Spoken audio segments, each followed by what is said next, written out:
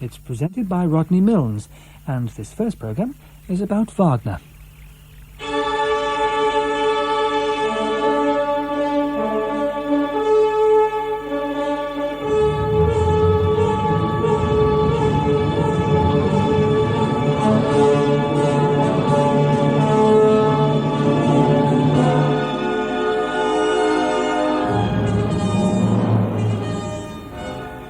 Hello.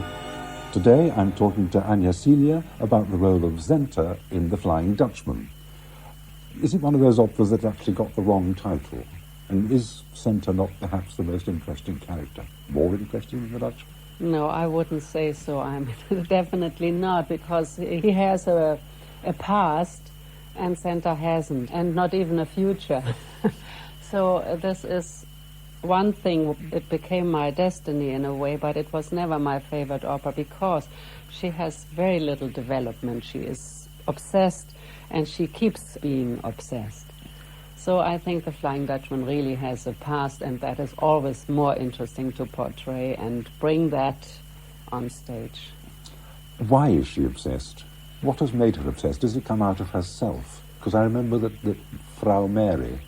Yeah, it is just because of that picture, which obviously hung there for centuries, and Mary told her already about it, and I think all the others in the village and everybody were speaking about that picture, and she became just so addicted to that picture and had it always in front of her, and fell in love with it. Like we all did, I think, in a certain teenage time, fall in love with somebody we saw somewhere. So it is very much... It's a teenage love, yeah. That's exactly what it is, and which also leads and led to suicides, and so we all know that, at least from newspapers, and so... Even so, as you say, the Dutchman is the more interesting character because he has a past. So many directors nowadays seem to try and make Senta the centre of the production. Yeah, they try to make it a dream of Senta, or a dream figure, and make her the center, but that is wrong, I think. I wouldn't like this way. I think then it is even less strong. If it's only a dream, then also The Flying Dutchman is not of interest anymore, and that would be a little too less, I think. But it's better than making it the Steuermann's dreams, I believe. Yeah, I heard that too, yeah, I saw that too. Yeah, that was Wolfgang Wagner's version, I think, yeah? Once, yeah. The ballad, which is the subject of your obsession, will start with the spinning chorus. Yeah. Which, after several repeats, rather bad-temperedly, you as Senta interrupt to stop them singing this nonsense, I think. Yeah, because I heard it so often, and it's just so boring, and she always wants to repeat her obsession to everybody. But at least first asks Frau Mary. Yeah, that's right. In vain. I mean, how often has Frau Mary sung this? I feel that Frau Mary is a sort of an agent provocateur. It's almost trying to drive the girl into the obsession. Yeah, I think she's equally obsessed. It is just that it's a kind of envying her as Senta for being able to be how she is, I think. She would have loved to be the same, and maybe would have loved to meet him, and so on and so on. So you sing the ballad. There are 3 verses. Yeah. It seems odd that Wagner doesn't very much vary the accompaniment. Yeah, that's right, yeah. But that was also, it's such a traditional build of an opera, very unusual for Wagner. I mean, he has still in Tannhäuser and Lohengrin a so-called aria, but not one after the other, and going on in strophen, which is very unusual for him. Is it difficult, did you feel, to sustain the interest through 3 verses? No, that isn't difficult. Because the words are so difficult. The words are different, and the story is, this is so well composed. This dream and this obsession comes really out with every word, and it keeps the attention and the strongness, I think.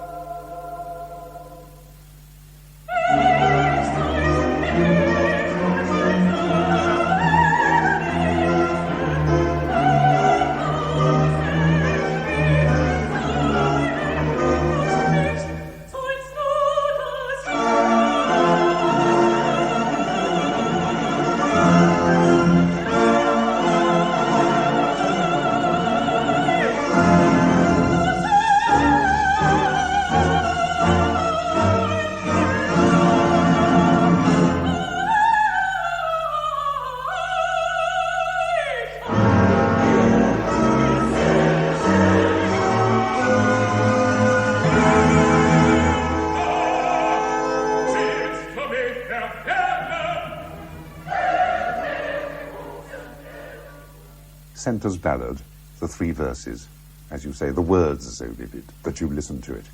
How difficult is it to sing, especially the end? When you, I mean, the end is not so difficult, but the piano sessions in between are terribly difficult, and the whole tessitura is dreadfully difficult in the whole opera for everybody. I mean, almost every singer I know had stopped singing Flying Dutchman first before they stopped everything else. So I think there is no Senta beside maybe Gwyneth Jones who hasn't stopped in an early state of their career, and we all did.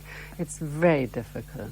Because it's so high? It is, first of all, very high, has that kind of coloratura thing, which is not a coloratura, but it is climbing and very high. And then this very soft piano phrases and the very dramatic parts, and everything in a medium-sized tessitura. It's dreadfully difficult.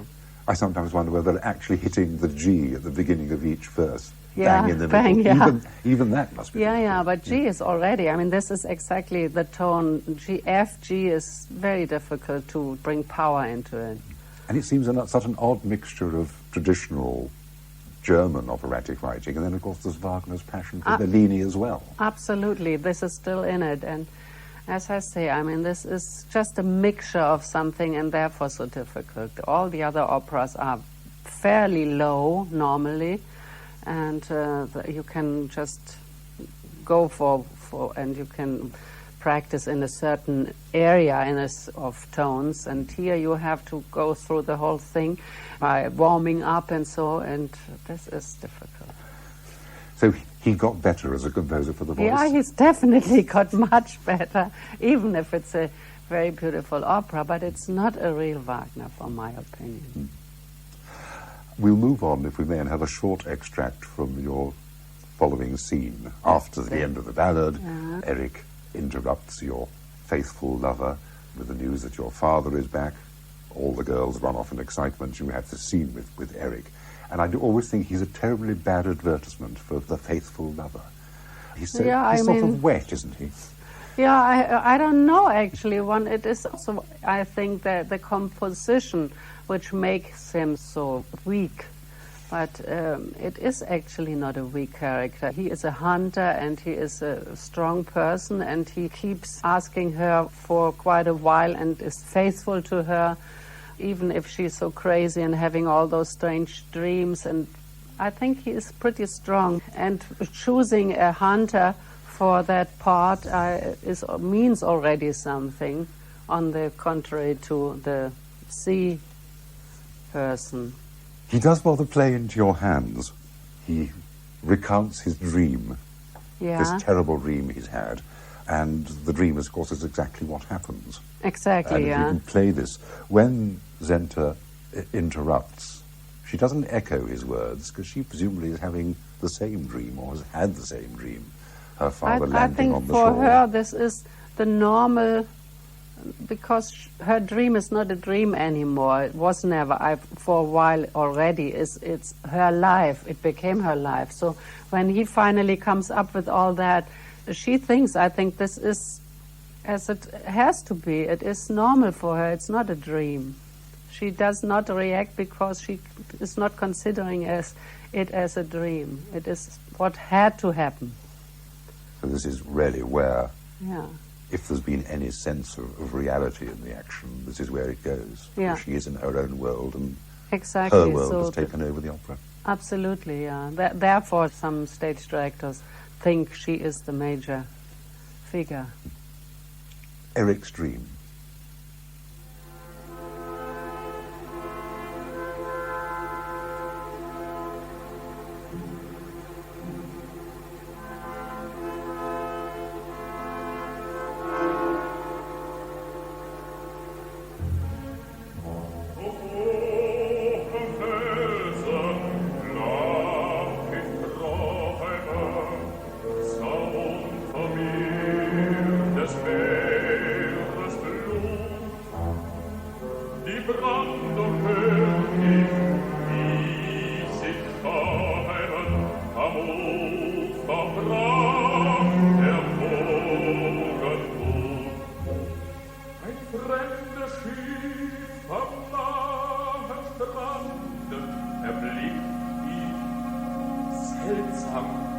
wunderbar. Zwei Männer nahten sich dem Lande, der Ei ich saß, dein Vater war.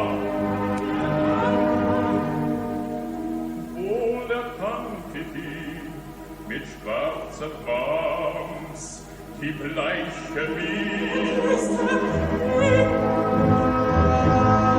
Der Seemann, her, du kamst vom Hause her, du flogst den Vater zu begrüßen. Doch komm, noch sei komm nicht lang, du hörst es so schreien. Ich sah die seine Knie umfangen, vor seinem Blut. Und ihn groß hieß Italien, und du bist das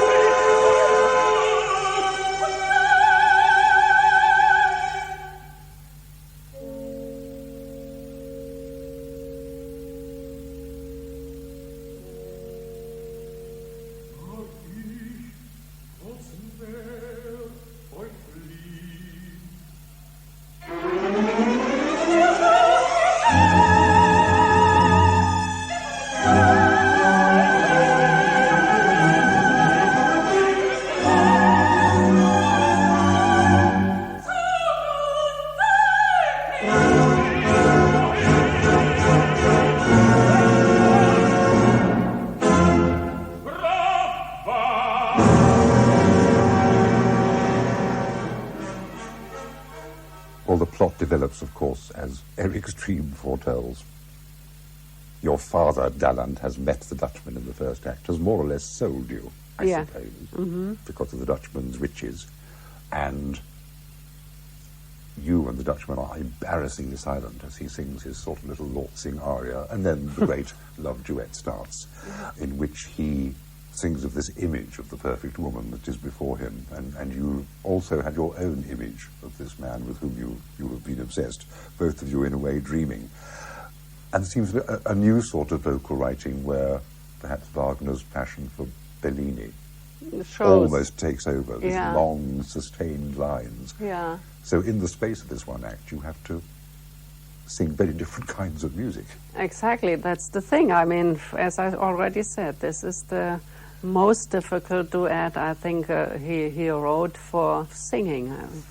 It is not that you need a lot of strength, what you normally need in Wagner operas. You need the ability of singing very light, almost coloratura and climbing, and also a lot of low notes, which either you have the high notes or the low notes, and this is very tricky. And the character is more to the Italian style opera also, so you have to bring the Wagner tone in it with the artistic climbing thing of an Italian opera, and this is very tricky. And it seems, as well as Bellini, the other great inspiration to the piece, listening to it again and again, it seems to be Fidelio, in which E major keeps on coming back. That's equally difficult. And it's a role of which you have great knowledge. Yeah, but it's equally difficult. It has the same kind of going up and down. The whole character, I mean, these are, Fidelio is a little different, but Senta is a very young woman, and the composition shows the very young, obsessive character of that role, and you have to have it, and it's not right if you have a heavy Wagnerian voice for that. It is much too heavy then. Let's listen to the first part of the duet with, if you like, the Bellini aria, ending with a cadenza that's Italian. Absolutely, and after that stupid, I must say, excuse me, but stupid Daland aria, it's amazing, yeah.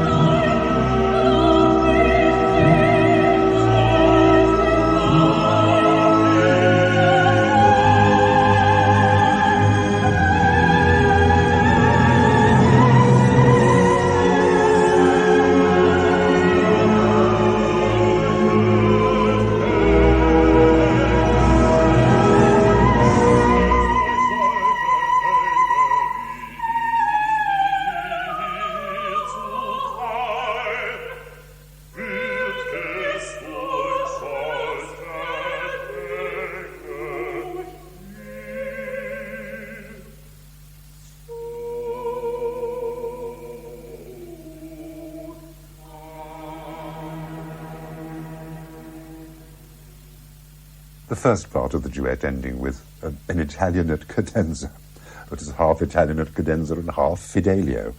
And in the second part of the duet, again, you have these sort of parallels with Leonora. And here is a girl with a mission to save a man. Yeah. Whoever Again, he is. Yeah, but this is, she's also on a mission, this Fidelio, Leonora. I don't know, maybe there is even by purpose a similarity because of that absolute powerful wish to save a life. Because Wagner was passionate about Fidelio. Yeah, absolutely. So maybe, yeah, maybe. Like Schönberg has some quotations from Tristan in his music, so that is possible that he used that, at least the idea of that. And Senta seems an odd combination of a passive heroine and an active heroine. And it's terrible, I think, in the course of this duet. She says, I will obey my father's wishes, without question. And she says, I know what my duty as a woman is. My duty as a woman is to save you, if not to serve you. But this is a typical, what we call, I think, rebellish teenage behavior. I mean, this is exactly what it is, and therefore it has this unbalanced feelings to obey and not obey, and dream and not to dream, and so this is very interesting, at least this to bring out. But if you are that age, you cannot even portray it because you are what she is supposed to be. So I was then. I had no difficulties to portray that. And for older people, it's a little silly to portray that then. Therefore, it's such a complex and difficult figure. Because she does take command. She does take command, yeah, but in that stubborn, childish way, and this you cannot really call command. It is, I wouldn't say that it is what it is. I mean, they have, those people, and my children, my daughters, they have presence. They are there, they are strong, and they go through everything and through the wall, and so this is the kind of going through a wall with their dreams. For teenagers today are not going to do what their fathers tell them. No, that's true, but she doesn't do it either. I mean, it's by accident is the same what she wanted. It's a pure coincidence that her father's wishes coincide with hers. Yeah. The second part of the duet, again, whoever you are, whatever crimes you have committed, I will obey my father. Your suffering is so terrible, I will heal your pain. So many Wagner heroines rather take that line. Yeah. Elsa is different, actually. She is much stronger as she is normally portrayed. I mean, she really is a strong person. She refused so many people in the past, and she said no to Steuermann, she said no to many others, and had finally this dream of somebody. But then she also refuses to take that destiny not to ask him. So she is much stronger. And Elisabeth is not actually asking. She goes without asking him. Elizabeth is a heroine. Yeah. And Senta is also not asking. She just assumed that his destiny is so awful that it isn't his fault. It is mainly the world's fault. So she has to do something against that. It's interesting that the Dutchman warns her in the middle of the duet of what she's taking on, almost as if he's expecting she's going to fail him. Do you think he secretly wants her to fail him? No, but I think over all the centuries he's used to that they all fail, and I think maybe he did that always, but for sure maybe he feels she is too young to give her life to save him, so maybe therefore he wants him, but I assume that he always wants her. Like Mephisto, like Faust, I mean, they all do, and they still go for it. And the duet ends with, if we're allowed to say, well, as you said, that Wagner gets better as a composer. Yeah. Perhaps I can say that the duet ends with a tune that is surely an orchestral tune rather than a vocal tune. Yeah, maybe, but I never really figured out why it is so difficult, besides the singing up and down and the range is very difficult, but why actually he composed it this way or this way, and is it the reason that it is so difficult, I never really thought about that so carefully, but it could be also that he was not really up to compose really for the voices then. He composed more for his idea.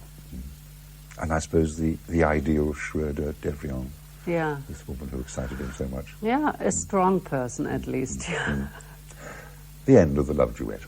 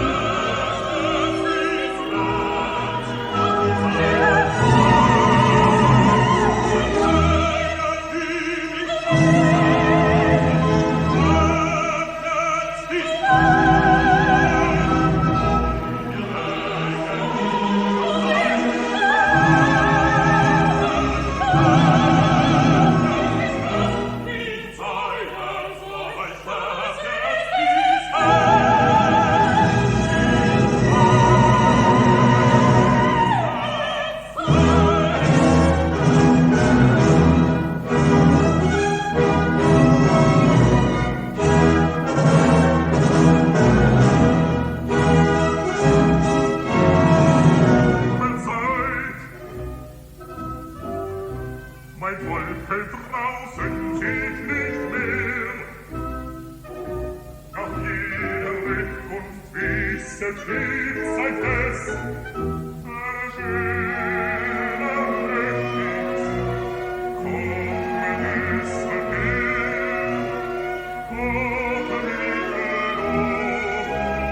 sich's vereinen lässt. Ich könnt, ihr habt auf Herzenswunsch gefreut.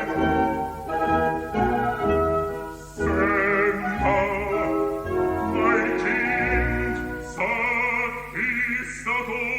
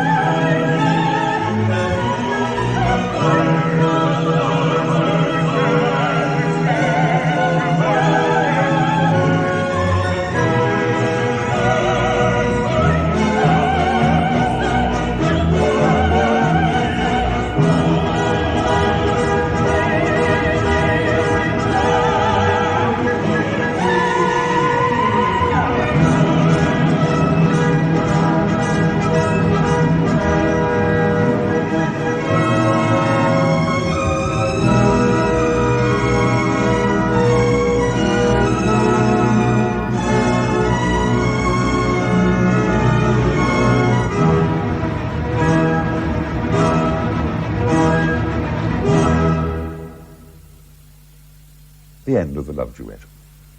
I think you cannot even say it as a love duet. Everybody is actually talking about themselves. So this is, nobody is really going for the other one. He is just warning her, but still thinks only about his salvation, and she is only further dreaming about that. It happens in so many love duets. Yeah. I think of Werther and Yeah. Charlotte. They don't listen to a word the other is saying. The others, yeah. But isn't that, I mean, as older as I get, I think in the beginning you think it is love, but it is still a fulfilling of your own dreams. And that comes out here very clearly, and also in some staging, especially in the Wieland Wagner production, that they were very far apart from each other and really never came really close. Only in the last moment that she kneeled in front of him, which is also not a sign of real love, it's of devotion or whatsoever you would call it. What actually happens at the end? I mean, there's the marvellous scene with the double chorus, which is fantastic writing. Then another scene with Erik and the Dutchman catching Senta and Erik. Well, only Erik singing her a tender song, and he immediately assumes the worst. He immediately assumes that she is unfaithful to him. Again, yeah, because she was engaged to Erik, and seeing them together, he had to think that she finally gave in, so he had to believe that, of course.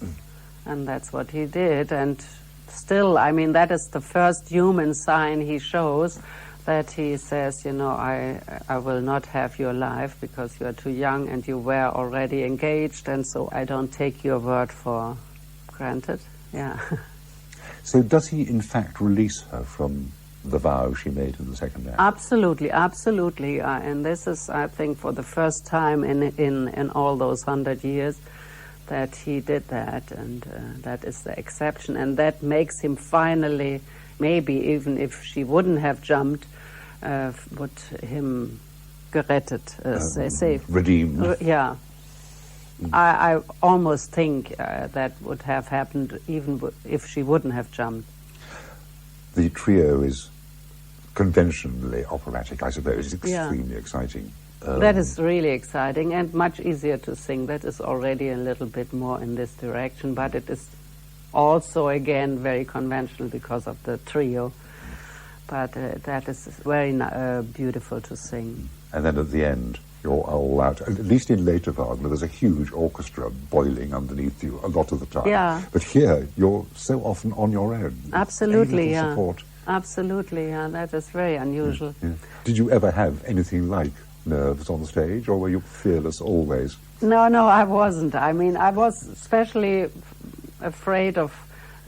I sang for quite a while very heavy operas like Isolde and Brünnhilde, and so these were always a little bit of a worry, since I didn't have the... I had the strength, but not the knowledge, and I never knew where to save the voice a little bit more, and I was never sure if I really finish the evening, and that was always a little bit of a worry. But beside that, I was pretty sure of myself, let's put it this way.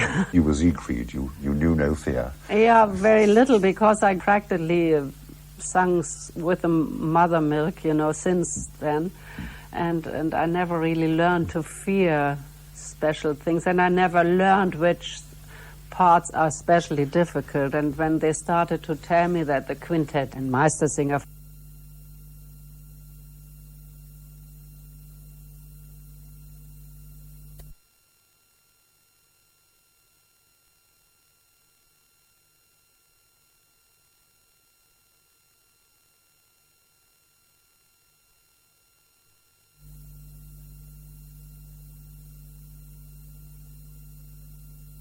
to finish sometimes, but I finished most of them. Well, here you are ending an opera after the trio, all on your own, yet another high B, flinging yourself into the sea.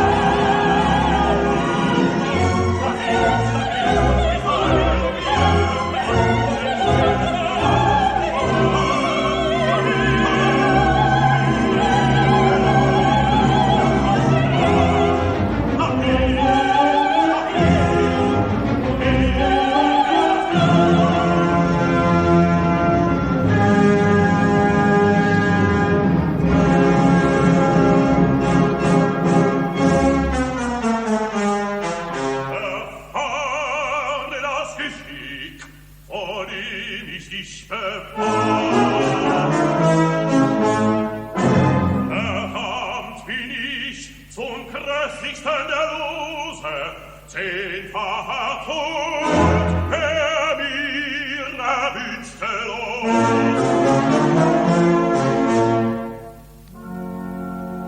Ob Fluch ein Weib allein kann mich erlösen, ein Weib, was treu bis in den Tod dir hält.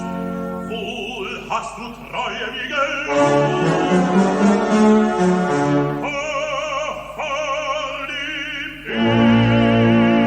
ewige Nacht, dies rettet dich, denn bis Siege, welches das Geschick, das ihn ertrifft, die mir die Treue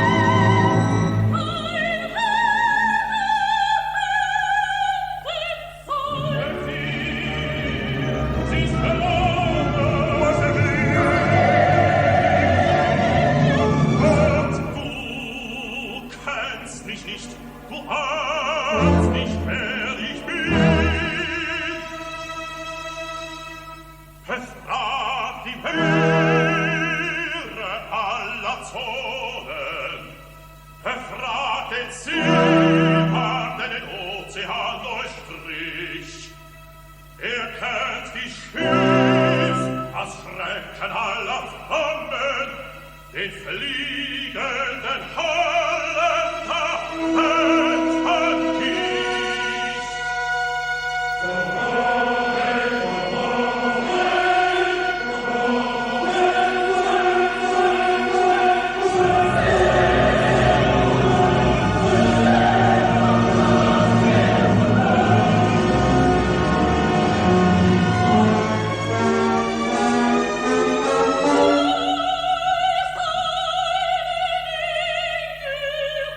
Oh,